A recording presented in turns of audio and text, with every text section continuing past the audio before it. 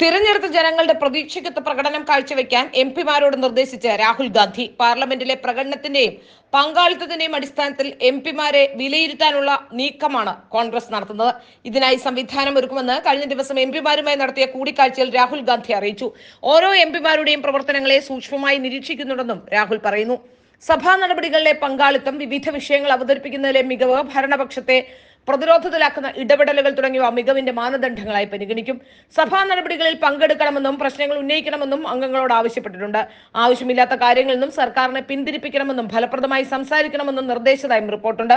നിലവിലെ പ്രകടനത്തിന്റെ അടിസ്ഥാനത്തിൽ മികവ് നിലനിർത്തിയതിനാൽ പഞ്ചാബ് മുൻ മുഖ്യമന്ത്രി ചരൺജിത് സിംഗ് ചന്നി, ജാർഖണ്ഡ് എം പി സുഖ്ദിയോ ഭഗത്, മണിപ്പൂർ എംപിമാരായ ആർദർ ആൽഫ്രഡ് ബിമോൾക അഗോയികം, പഞ്ചാബ് അംഗം രാജ്വാറിംഗ് എന്നിവരെ കൂടാതെ മറ്റു 2 എംപിമാരെയും കുറിച്ച് പ്രത്യേക പരാമർശമുണ്ടായിരുന്നു. ജനങ്ങളുമായി അടുത്തിടപഴകാനും അവരുടെ ആശങ്കകൾ സഭയിൽ ഉന്നയിക്കാനും എംപിമാർക്ക് നിർദ്ദേശം നൽകിയതായും വൃത്തങ്ങൾ അറിയിച്ചു.